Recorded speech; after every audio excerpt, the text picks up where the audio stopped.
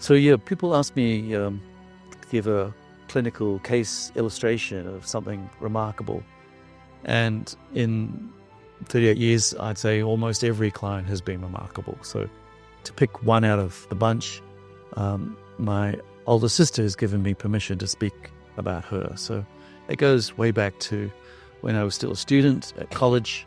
I was 22, she was 27, and we were asked to do an assignment, take a case. So I took the case of my sister, did all the workup, figured it out, and came to the conclusion she had a medical problem, never well since having had measles when she was 4 years old. And as a consequence of measles, her eyes changed. She developed an astigmatism. She got cross-eyed. And she'd had 3 surgical procedures on her ocular muscles trying to surgically correct her strabismus. And that all failed. So she had both a natural disease, never well since measles, plus this surgical complication of not correcting her strabismus. And that was her chief complaint. So any homeopaths listening, you might know that Pulsatilla is an excellent remedy for never well since measles. And it was the obvious prescription. And not only did it suit the measles, but it suited her as a person for the rest of the case. Now, she needed help with her skin, pimples. She needed help with her gut and her constipation. She wanted to lose some weight.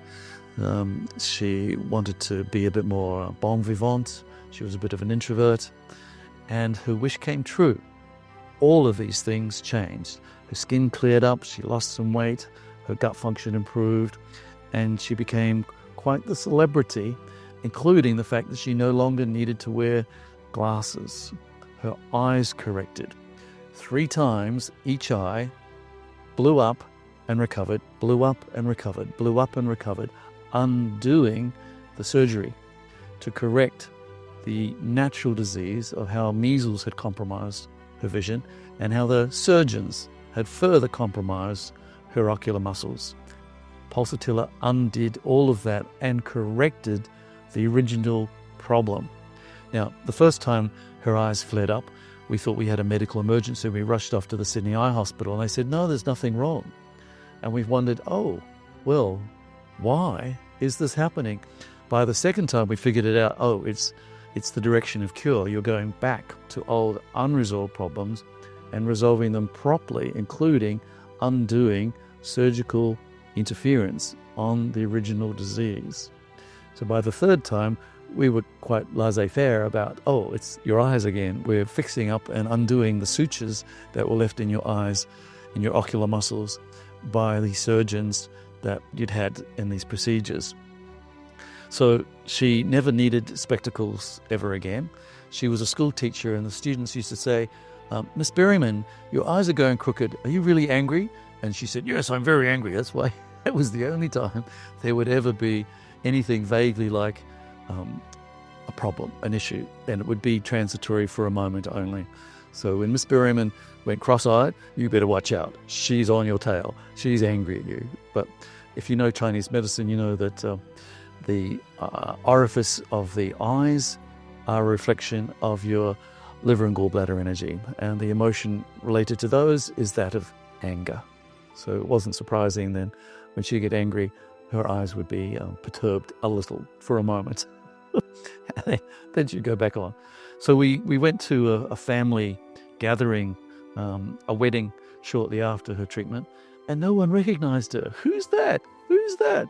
We don't, because she was bright and sparkly and attractive and clean skin and hair done up, and, that's not the person we're used to. She had a profound, life-changing experience, and she's been like that ever since. So not the introvert hiding behind thick glasses, being teased for her spectacles. She was now well.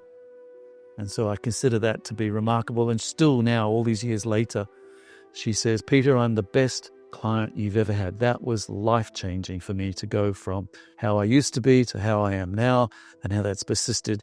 That was remarkable. That was life-changing. There's an example for you. To see such a profound change on someone like my own beloved sister who'd had this problem from age 4 through to age 27. It had dogged her all of that time. And now she was a new and different person, recovered and restored, convinced me of the profundity and power that this discipline had available to it. So that kept me going. And I thought, well, if I can do this for my sister, then watch out, world, here I come. I'm going to do it for anyone who asks for my assistance. I'll give it a go. And so I do.